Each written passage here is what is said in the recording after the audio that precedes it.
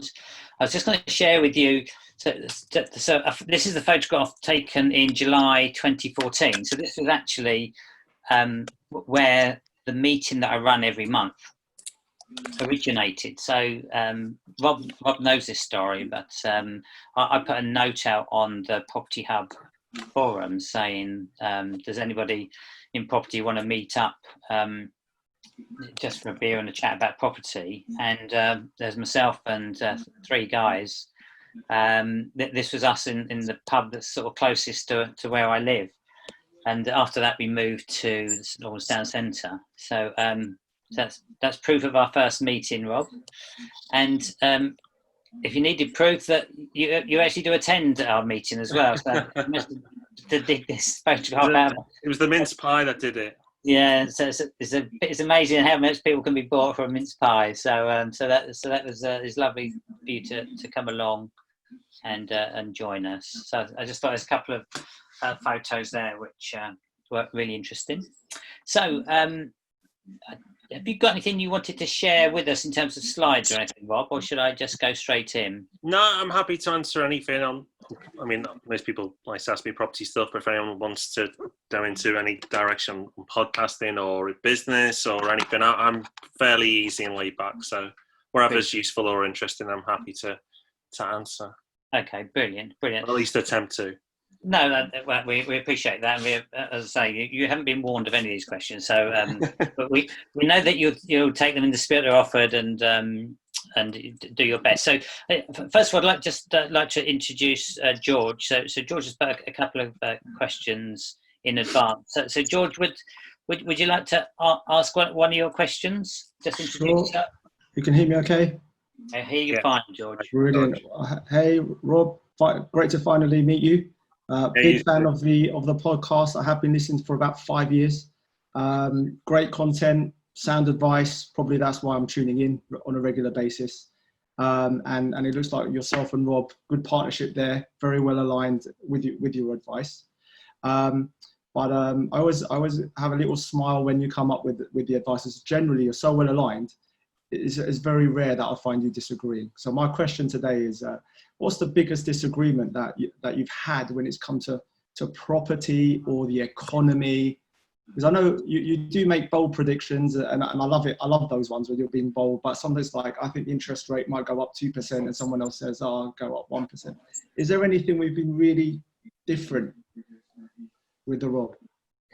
And sorry to start you off with a tough one. No, I don't mind. And it's a good question. It's just like, it's going to be such a boring answer. And I promise, like, I'm an open book. And if you ask me a question, I'll give you an honest answer. But it's so boring.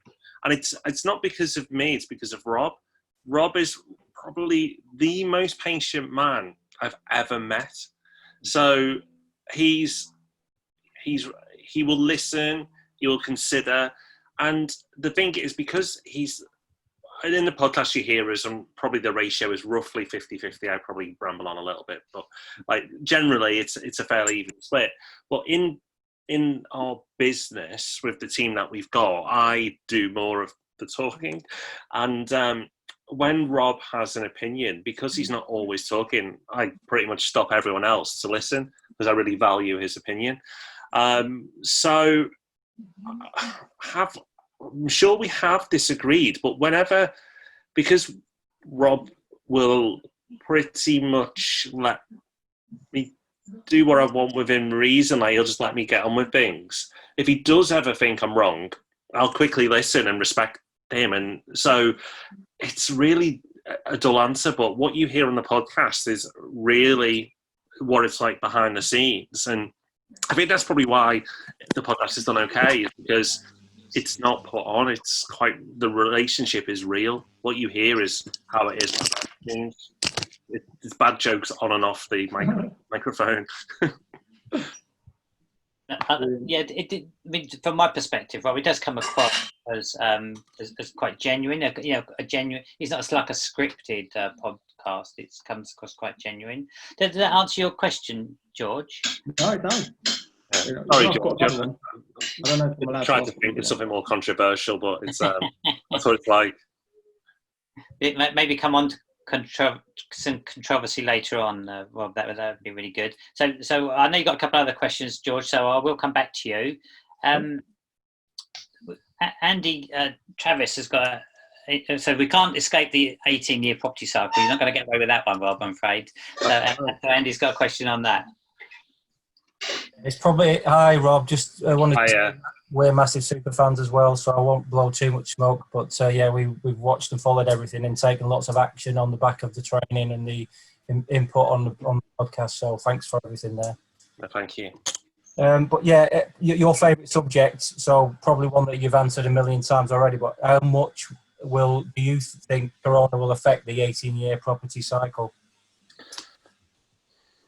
This comes back to what George was saying, like, I'm not afraid to have an opinion. And if you'd asked me right at the outbreak, I don't think I would have said this. And I've talked about this a little bit on the podcast. I think, if anything, it will supercharge it even more. So if you look at a textbook 18-year property cycle, and I will throw some caveats and I will challenge myself in a second, but if you look at a textbook 18-year property cycle, during a dip you have stimulus. The mid-cycle dip, there is stimulus because the government and the banks don't want the party to end.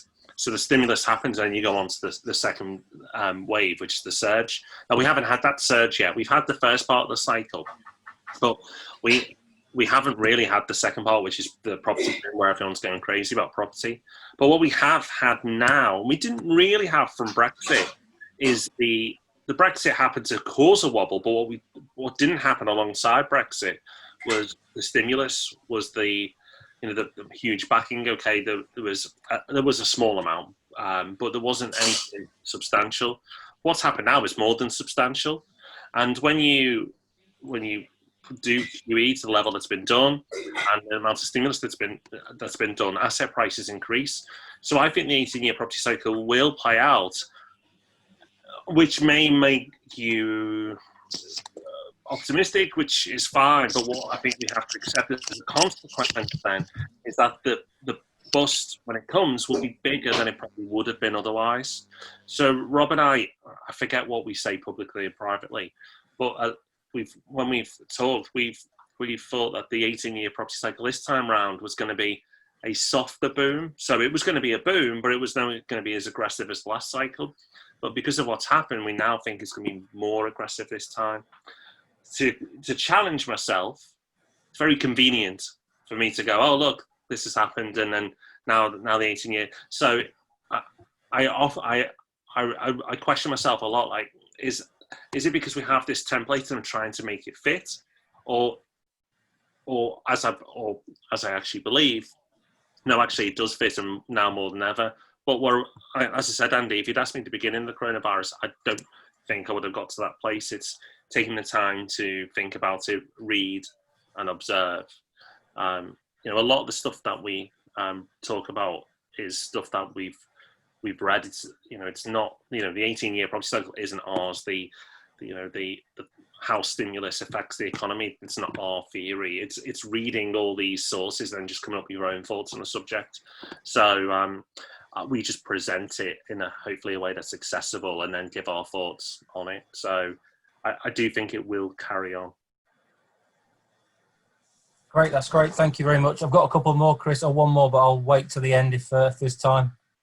Yeah, I just wondered if anyone had any more comments on the 18-year property cycle, really. If anyone had any more questions on it. Well, my second question was kind of related to that, but. Oh, okay. Who's that? George. Oh, hi, George. Yeah, go for it, George.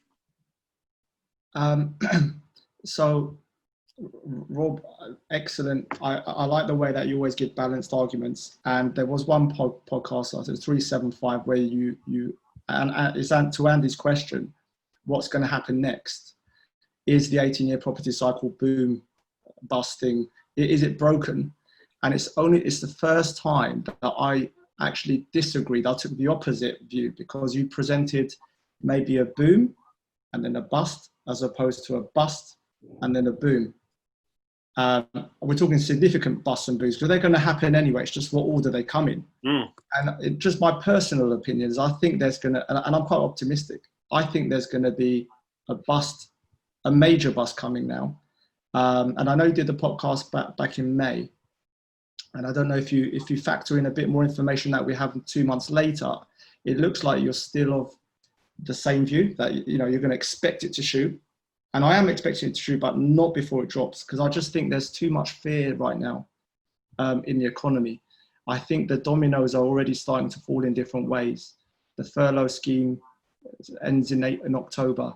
You know, down at the high street, especially in London, you're seeing a lot of closed shops, seeing unemployment. I just think there's too many things broken for one central government to be able to control and fix. They don't want it to stop, but I think it's going to get beyond them. Now, I hope I'm wrong, and I hope you're right. I just wanted to get your thoughts on that. You could, I mean, George, I mean, that's one of the things we said on the podcast is, you know, don't take our opinions as this is the future. Like, you know, come up with your own thoughts and opinions on these things. You could be right. If you are right, though, we'll know this year. Because, as you say, the furlough scheme is going to end, and then it's either going to fall off a cliff or it won't. And it's not going to, because if it's going to crash, it's not. It doesn't soft land, does it? You know, a crash is a crash. So, I mean, all right, say latest by February you'll know, but by February then you can take action accordingly based on the fact that if it hasn't happened by then, or at least you're not seeing the signs of it beginning to happen, it probably won't. But at least we'll all know pretty soon. I think, like you said, the government's going to do everything they can to avoid it. You know, Boris has just got into power. The last thing he wants on his watch is the economy imploding. So whether it creates a far worse bust in the future, I don't think he'll really care, because that won't happen on his watch. So we'll see. But I think either way, we're going to know, certainly within the next 12 months and probably within the next 9. Yeah, thanks, Rob. The only bit, Rob, that I would add to that is, you know, the property market has got this artificial stimulus with the stamp duty holiday, you know, record low interest rates. So I think, I think personally that there'll be a big drop once the stamp duty holiday. So I think, you know, much to everyone's surprise, house prices are actually holding up really well, and in fact probably a bit stronger than anyone really thought they would be. Certainly helped by the stamp duty holiday. I think, as George said, I think it's unemployment that worries me the most, because I think things could be really bad in actual fact, and it's almost every day there's a chain of shops closing with, you know, several thousand people being made redundant. As sad as that is, so it's just unprecedented times, Rob. It is. I think one of the things, whether we have, and this doesn't mean that a crash won't happen. So this is not to say that what you said is wrong, but what we will see in the next few months is property prices going up. That the market is very hot at the moment, and something that we're going to talk about on the market update to you, an inside exclusive here, is Hong Kong is a huge influence on the city centres at the moment. So Renica, big developer in Manchester, took their flagship development, Deansgate Square, which is a development that one of my companies has worked on, and they took it to Hong Kong at 20% more in price and in the last few weeks, and sold 70 while they were there, 70 units, which is millions upon millions. And this is a short-term thing, but because the nervousness are at Hong Kong, they are hoovering up property right now. They don't, as long as it's in a city centre that they know and understand, then they don't care. So Birmingham, Manchester, London, and a few others are really benefiting from this mini surge. So I think what you'll see in the press over the next few months is property. They might even call it a boom when it's not. That hasn't started yet. It's just this little window. But that little window of confidence might then help the general sentiment to go, oh, look, property's doing really well, and then carry things forward from there. It's really interesting. As you say, it's unprecedented times. It's really interesting. But just little things like that playing out in the background, you know, that it's like, oh, okay, that's quite interesting. Yeah. So, yeah, we'll see. So 70 units in Manchester. Do you know how many in total that development was? Well, across it's 4 towers, so across the developments is like 1,200 units, but they're on the final. 2 of them went to PRS, built to rent, and this final one, I don't know. I could be 100 out here, but 300 to 400 units. Mm. But they sold to sell 70 in one weekend. Yeah. And they weren't the only ones, by the way. There's another developer called, I think it's called FEC. They're the biggest developer you've not heard of.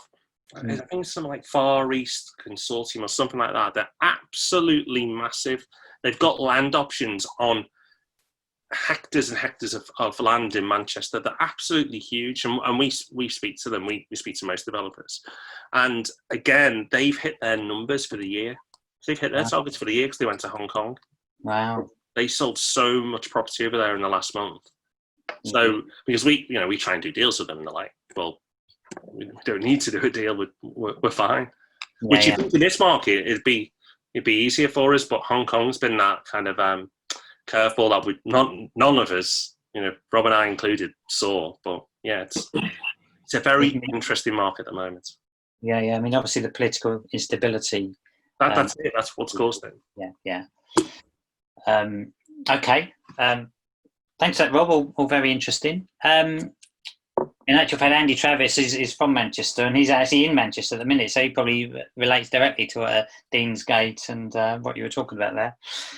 I'll just move on to Lewis, if I can. Lewis, would you like to ask your question? Yeah, I'm here, Chris. Yeah, hi, Lewis. Can you hear me okay? I hear you fine. Perfect. Evening, Rob. Evening. Yeah. Hi. So, first of all, as per Andy and George, I'm an avid listener of the podcast, and just like to thank you for joining us tonight. So, my question's on mindset. So, in the early days of my property journey, I'd done all the education, but it wasn't until I sort of started working on mindset that I just started taking action. So, now I've got a sort of strict morning routine and sort of meditations and stuff like that. So my question to you is sort of what do you do to sort of stay focused and positive moving forward when your mindset, so you carry on taking action, basically? I think this isn't a useful answer, but it's an honest one. I think I'm quite lucky, Lewis, that I think I seem to be wired as a positive person. So I look for opportunities, and if there's a problem, I want to solve it. If I get every day with what I do, with running the business that I have, there's always things going wrong. I often joke that I'm a professional business firefighter. That's how I spend my day, just putting out fires. And I don't think to do anything meaningful in property or business, if you're wired naturally as a pessimist, it's going to be quite hard work for you.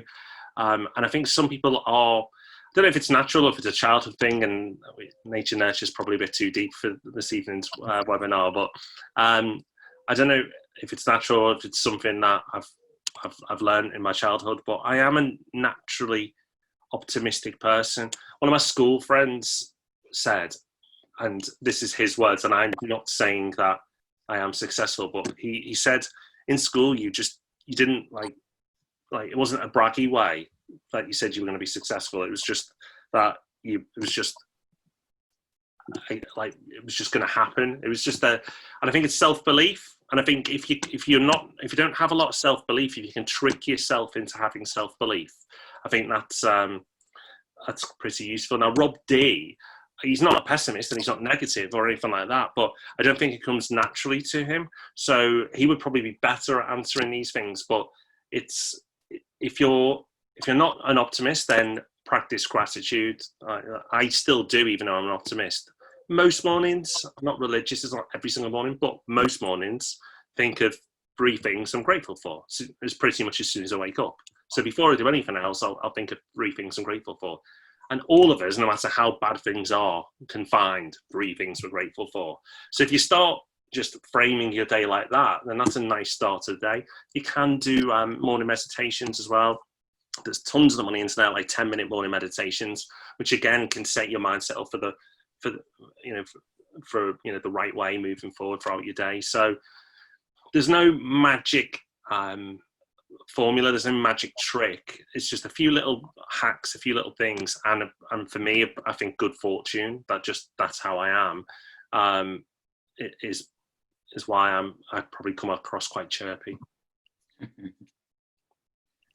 And then the other thing is, I think once you've had a few bad things happen to you in life, I think you can go, well, is it that bad? Like, one of my phrases, like, someone will bring me something bad in work and go, well, if that's the worst thing that happens to me today, it's a great day. Or if that's the worst thing that happens to me this week or month, if it's something a bit worse, I'll go, it's a great week or month. So, then it kind of also makes the other person feel a lot better for bringing the news. But it's true, isn't it? Like, if you think about it that way, like, well, if that's the worst thing that happens this week, this month, this year, whatever it is, then it's a great year, week or month. So I think that's a bit about perspective, really, isn't it? It really is, yeah. Any follow-up to that, Lewis? No, thanks, Rob. That's great advice. Got lots of stuff happening when we were property, so that's good. Yeah, lots of ups and downs. So yeah, no, definitely. Thank you very much for that. Appreciate it. No, definitely, Lewis. And I think it's worth saying that. I think one of the things we were guilty of at the podcast in the early days is talking about the benefits and positives of property investment. And what we've tried to do over the last few years is balance it a bit more and talk about, like, our biggest mistakes or things that don't work well or the challenges, because there are, the reason for doing property is normally enough, and there's enough positive there to do it. But to pretend that it's positive or not acknowledge that it's not all positive the whole way, and actually it's ups, downs, and swirls along the way to the positive end, I think was something that we should have done more of at the beginning. But I hope that it comes across that we're trying to add more balance now. Yeah, and I think that's welcome and appreciated, and that's why you get the audience you do, because it's very real world, if I can describe it like that. I think that the podcast comes across that way, certainly to me it does. And people value that, I think, because, as you say, it's not always sunshine and roses. So, and we all relate to that, I think. Okay, that's really sort of related to sort of mindset and things. Ronak, your sort of question sort of would follow nicely from that. Would you like to ask your question, Ronak? Sure. Rob, thanks for joining us and sharing us your thoughts and so forth. My question was, what one bit of advice would the current Rob give to the former Rob starting his property journey?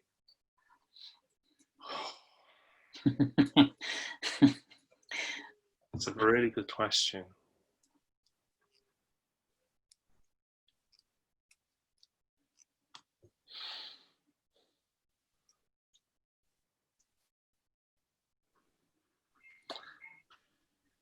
I think the first few properties I probably did, I probably at the time thought they had a reason for being part of my portfolio and the end goal. But I think as you build your portfolio, you look back at your first few and go, why did I do those? And I don't regret any of it, because it gave me the lessons and teachings to help me to do what I've done. But I think if I could have been a lot more focused, I think focus is the word, could have been a lot more focused on exactly what am I trying to achieve? And I had goals, but being very focused on the goals and going and saying, does this property take me closer to my goals? And if it does, is there another option, another way that could take me there in a more effective way? So I'd say have more focus. I don't regret, as I say, I could have done better investments, but I don't think I would have told myself, don't do those investments, because I've learned a lot, and the mistakes are the best teachers. So I think it would have just been the focus point, getting very clear on, is this taking me closer to what I want to do or further away? And actually, I'd tell the business Rob version of that as well. In business, we got distracted by different things and gone, oh, this is interesting, oh, that looks fun, oh, that's shiny. And then is it taking us to where we want to get to?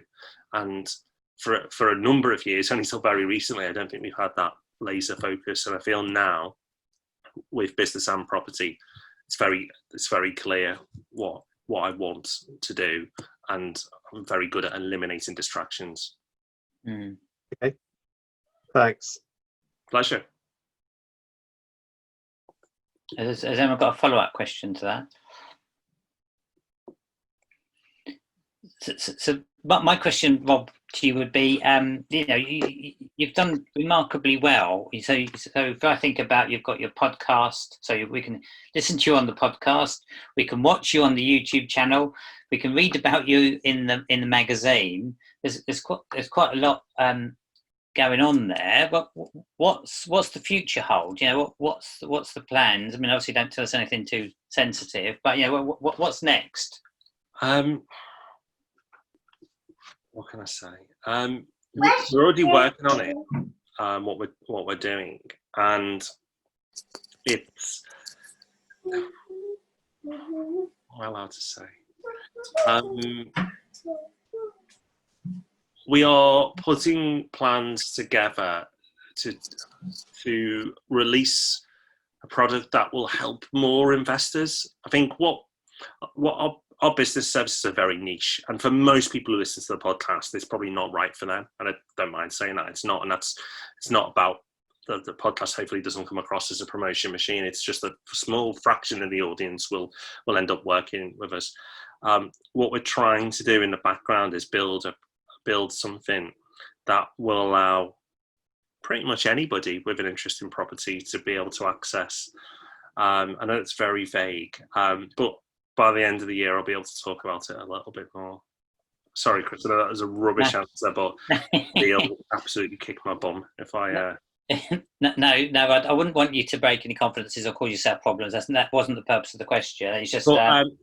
something bigger than we've ever done before. Okay, well, it's sort of interesting, because there always seems to be that there seems to be that there is a plan behind it. So for instance, I was a bit surprised when you launched the magazine, to be perfectly honest, because the magazine reach seem to be dwindling. But you seem well. How is the magazine doing actually in terms of circulation and what you set out? I think it's around about 6,000 paid subscribers, something like that. The magazine's a funny one, really. Because I come back to the focus point. We've looked at a lot. I don't know if it might not be. It's not a secret, but we gave the property tax business away recently. All right. For nothing, and the reason why, it was a distraction from this goal that we're working on at the moment. So therefore it comes to focus. So the other businesses that we have complement this bigger goal that we want to work on. So we made I say it was difficult, but actually once we realised that it was a distraction, it was quite easy to make the decision. We made the decision to sell the business. We sold it for £3, and the solicitor's fees were a little bit more than that. So we paid to give the business away. So we've done that. But the magazine was one of those things that we looked at and we said, should we carry on doing this? Is it a distraction? And it probably is a distraction. But the thing is, the lady who runs it, the editor, Chantal, she makes it so easy for us to put a magazine out. Like she's incredible. So the amount of time, my involvement to the magazine, which goes out every 2 months, is probably half an hour every 2 months. Oh, really? As low as that? So and Rob's probably an hour. So for a 90-minute investment from the two of us, although it technically is a distraction, we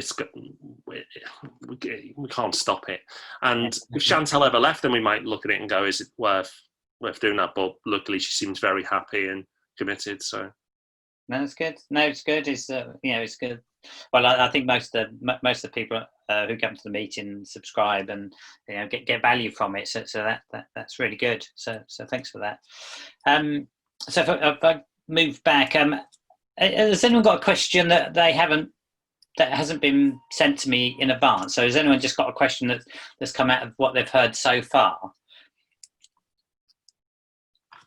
I've got one, Chris. You would know it'd be me asking another question. Yeah, no, that's good. You go for it, Andy. I've got 100 actually. We haven't got time, but I keep rambling with my answers. I should just be a bit more succinct. Ask the tricky ones, Andy. I think I'll go back on and make a statement actually on that balanced argument answer that you gave in terms of how the podcast used to be one all positive and now balanced. And I think the best episode on the best podcast I've ever heard is the one where you told everyone you lost money on a project. Like the most very popular episode. That was the most honest and sincere podcast episode I've ever heard. And I thought that was just the minute I kind of stopped that, I just told everyone that they had to subscribe and listen, because it was just like, the transparency and the honesty was massive. So I think that, that's just testament to who you guys are, really. But my question is, it feels like almost the way you run your business, it's a business question, but the way you run a business feels like you've got it's almost like a lifestyle business, although you've got all these things happening. It probably isn't. So firstly, how do you make it look like a lifestyle business? How do you manage that versus kind of now a rapid expanding organization and keeping it as lifestyle as possible, which is all the reason why we're getting out of business ourselves, to get into something a bit more lifestyle? I suppose, lifestyle. I think Rob and I, about 2 years ago, had a conversation, and I could tell Rob wasn't quite happy. And I said to him, "What do you want to do? What makes you happy?" So the thing is, what you tend to enjoy the most, most of the time, is what you're best at least in work. I mean, I love football, and that doesn't apply to me. Unfortunately, I'm not playing for Liverpool, so it doesn't apply all the time. But most of the time, what you tend to enjoy, you tend to be good at. So what Rob's good at in business is also what he enjoys. And what I'm good at in business, I also enjoy. So it feels like a lifestyle business when you're doing most of the time the things that you enjoy. So I think that's possibly why it comes across that way. And I think for the people within the business, it's all about culture. It's all about culture and making sure that everybody in the business is a culture fit. Not identical. There's vast diversity within the business, but shared values, people who that's the commonality between people. And then being very quick to move people on who are against those values because they're quite toxic. But if you can create that, it's easy to say and harder to do, then it feels like a fun, relaxed, possibly lifestyle vibe to the business that it is, even though there's 50 plus people in 2 offices. But, the culture allows it to give that feel, which I'm pleased that it comes across as. Does that answer your question? Yeah, that's great, Rob. Thank you very much. Pleasure. When you were talking about that, Rob, it reminds me of the old phrase about, hire slow and fire fast. And I think you mentioned about moving people on quick. And any regrets, or how carefully are you sort of considering that, whether to move people on? And, you split over different offices, you've got 50 odd people. Even measuring culture is a tricky thing, and making sure people fit. So how do you do that? Do you benchmark yourself against other organisations, or do you do internal surveys of the people who work for you? How do you manage that? So we don't compare ourselves against others, because I think if you try and anchor yourself to a certain organisation, then that's your limit. Really, you can only be that good. So I think particularly in property, I think it's a low bar generally. Unfortunately, in property, most companies are not ones to aspire to. Of course, there are some good ones out there, but most not so. So in terms of culture, we have surveys that go out every month where they're anonymous and they can give feedback on how they feel about different things within the business. And that gives us a good sense of how people are feeling. In terms of the comment you made about hiring slow and firing fast, that although I do actually agree, and it sounds pretty ruthless, it took me a long time to get to that point. I hired fast and fired slow in the beginning, and it was really hard running the business. But then I eventually, and I had coaching, and I don't have a coach anymore, but that the coach taught me to get to that place. I used to well up every time I let somebody go. I couldn't handle it. I've got better. I still don't enjoy it. I still get anxiety around it, but I know it's for the greater good. And every time I've let someone go on values reasons, I've felt a huge sense of relief afterwards. And my biggest regret is not doing it sooner. Yeah, I agree. It can sound a little ruthless, but I think it's good for all, really. It's good for the organisation, the wider organisation, and it can also be good for the individual. But you've got to look after the business at the end of the day. There's a really good book if anyone's interested, and it's I'm sure I've mentioned it on the podcast, but it's about hiring and human resources, and it's from the lady who used to be the HR director or the chief of people for Netflix. So if you type in like Netflix, I'll search for it in the background. But if anyone's interested, I'd highly recommend it. It really helps shape my thoughts on hiring, firing, and people's journeys within an organisation. So that's like a HR specialist, then. Yeah. If anyone's interested in that type of thing. Okay. All right. Thank you. I'll move on to George. George. More Powerful, if anyone wants to know, and it's by Patty McCord. So it's called More Powerful. No, just Powerful. Oh, Powerful. Okay. And it's by Patty McCord. McCord, McCord. Okay. It's a short read, but it's really interesting. If you're interested in business or you have a business. Yeah, I think most. Yeah. A lot of people in property are interested in wider business or run other businesses as well. So that's always really useful. So George won the competition for submitting the most questions. So well done, George. Would you like to ask your final question, George? Sure. Okay, so it's a negotiation question, and your approach to this particular scenario I'll paint, and I'll try and make it as generic as possible. So whether you're a big player, media player, or you're buying your first flat, you can relate to it. So you've done all your research, you've done all the fundamentals, you've worked really hard with Rob, and you've either found a piece of land or like a hotel or some really nice property, lots of people going for it, lots of competition.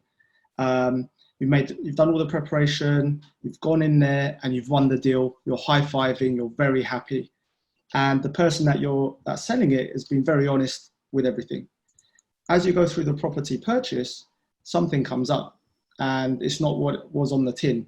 So let's give maybe there was a contaminated land or something like knotweed, subsidence, can apply to it. You're just buying a house, right? Sure. So then you're left in sort of limbo. You can either get the person selling it to remediate, because they're not going to probably sell it unless you've got expertise to go and fix it yourself. And imagine they go and remediate the problem and you get your certificates. You inside, there's still a little bit of risk there with this property because it's not what you thought. You'd feel inclined to want to say, can you give me a better deal? But knowing full well that there's a whole queue of other competitors out there, so you don't want to rock the boat too much. How would you approach such a dilemma for a deal you kind of don't want to lose? You've had the emotional aspect, but it also makes sense on paper. Have they sorted out the issues? Let's assume they have sorted out the issues. If they've sorted out the issues, then the deal was as you expected it. Then it's delayed the deal, but the deal was what you'd agreed. So if it was me personally, I'm not saying this is what you should do, but if it was me personally, I'd go ahead and honour the deal because they've been good enough to then go, right, okay, I'll fork out, sort this out, pause the deal, and then go back to you. If I was that vendor and then the person, after I sorted everything, then wanted to move the goalposts again, I'd be looking at one of those other keen parties. So it might not be the answer you want, but that's how I would act. I'll add a bit to it though, because if there is knotweed could come back again. Like Buckingham Palace had knotweed and it still grows there, the gardener says, right? It's still Buckingham Palace, it's still an asset. Your insurance premiums might go up because it's in the history of the building now. Or subsidence. It might come back because they've just fixed it, but sometimes you need to leave a couple of years to really see it might reoccur. So although it looks okay on paper, there's always that added risk there. And for that added risk, you might want to consider negotiating, but I get what you mean. If it's a good if I was going to do that, I would have said it before asking them to do the work. So they probably would have had to do the work anyway. But if I'd given them the expectation, and I'm not saying you have, but if I'd given them the expectation that if you do this work, then we're back on, then I think for me, I would then honour the deal. But if you haven't given that expectation, then you possibly can have the conversation. So it depends how you frame things. And that's what negotiation is all about, is framing. How have you framed what's happened so far? So have you said, if you sort it out, you know, I might be willing to continue, then a negotiation could be appropriate. But if you've said, if you sort it out, it's all good, we'll crack on, and then you say, oh, well, actually, no, I want to change the terms, then the vendor emotionally is probably more inclined to say, right, screw you, you can't even bid now, I'm going to go with someone else. And I might even give them a better deal anyway because you've annoyed me. So I think the framing of the situation is critical here, because that will manage people's emotions. Now, if you really, really want to do it, then you could do something I call planting the seed, which is say that, oh, you know, this has happened, so I need to consider it. So at least it's not a shock to them. And then when you go back with, all right, now I'm doing it, it's not the first time they've heard it, that will reduce the risk. But as I've said, if it all depends how it's been framed originally. Yeah. No, excellent advice. Thank you. Pleasure. So my follow-on from that, Rob, would be, you know, obviously for you as a sourcing skill, negotiation is an absolutely key skill for you.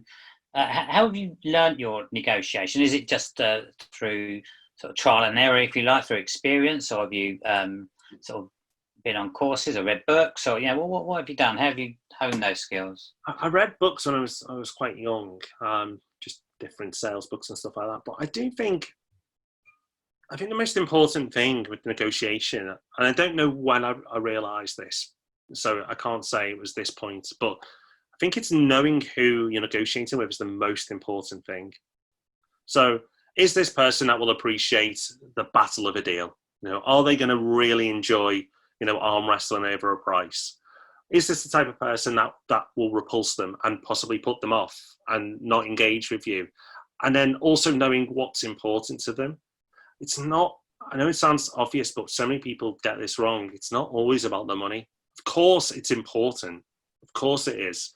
But it's not necessarily the primary driver. So really understand them, what they're like, what they're going to be most receptive to, and then acting in a way that is going to appeal to them. Because if they are not used to negotiation and they don't want to battle over a price, and you're very empathetic to that situation, and then you've got someone else who's hard-nosed and slamming it, you know, trying to slam them, even if your price isn't the best, because they'll probably then end up liking you more. If it's close, they'll probably end up going with you. And that's the other thing, people buy or deal with people they like. So being likable helps as well, which I'm sure everyone here is. But yeah, it's that's another. So there's a few things there. And how have I learned those things? I think it's just experience over time. I've been doing it a long time, and you just learn, don't you? I've failed on loads of deals, and it's probably those deals that haven't worked, and I've probably reflected on them and gone, okay, what have I learned from this that allows me to possibly give a little bit of advice? So in that respect, would you say you put the relationship ahead of the deal? Because it sort of sounds a bit like that. You didn't exactly say that, but you sort of, I got a feeling that that's almost where you was going, really. It depends, sort of. See, the thing is, I mean, you can get really clever or tricky with things, because we have more than one person who will negotiate on the deal. So sometimes I'll play the bad cop. So, and I'll say to the person who's negotiating, and often, so he's not the only person who does deals, but you may have heard him on the podcast, Rob Wiggins. You know, he's very, very likable. So he'll be the good cop. And I'll say, blame me. You know, say, say, oh, you know, I want to do not as basic as this, but I want to do the deal, but I've got to get Rob on side.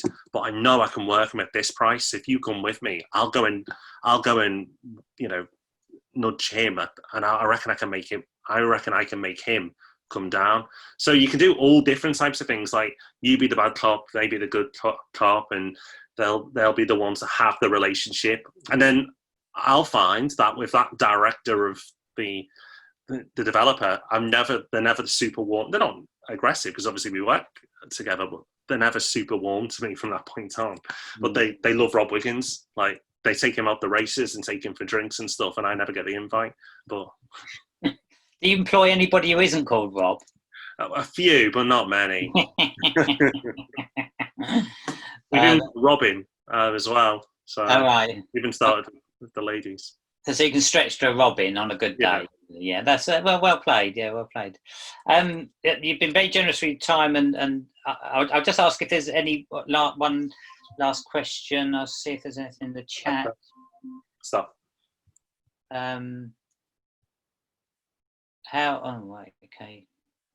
So I've just there's a question. If you've got a minute, Rob, so this is from Ovi. How and where do you get all the information in property to make the informed decisions, e.g., like the property circle or the market trends? So it says about data sources. I think is what.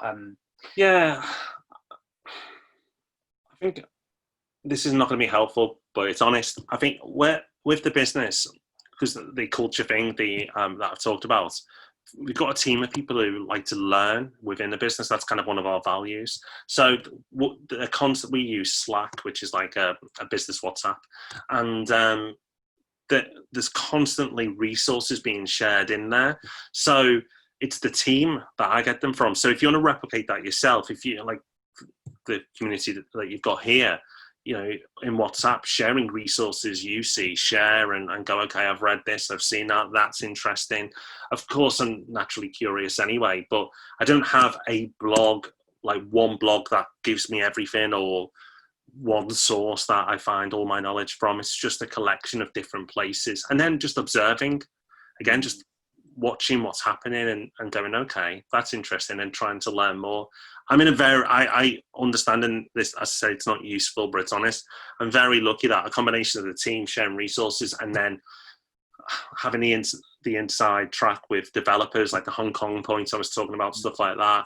It's just, I'm now in a lucky position. But I suppose the commonality between all that is people. I'm not trying to do it by myself. It's a network of people that are helping keeping me informed, and you can create that yourself. Yeah. That's really good. And but when I think back to the reports you produce for the deals, I think it's called like a 50 question sort of report. I thought that was always really a good sort of template for people to use to do due diligence on their own deals, because it covered everything from broadband to transport and planning, etc. So I always thought that was a really good template in terms of collecting the data and distilling it down to something that's useful. Rob, we really appreciate you taking the time with us tonight. I'm sure we all found it really valuable, and we just obviously most of us are real big fans. Really appreciate what you and Rob do, and this is obviously week in, week out, so we really appreciate everything that you do, and the value you've given to many of us is probably incalculable. So really big thanks for coming on tonight. I really appreciate it, so thank you very much. Pleasure. Thank you, Chris. And you've been on the podcast twice now, so we'll have to put your name down on the post soon if it carries on. I'm getting fan mail. Lovely, but seriously, thank you very much, and have a lovely evening. Pleasure. Thanks, everyone. Enjoy your evening. Thanks, Rob.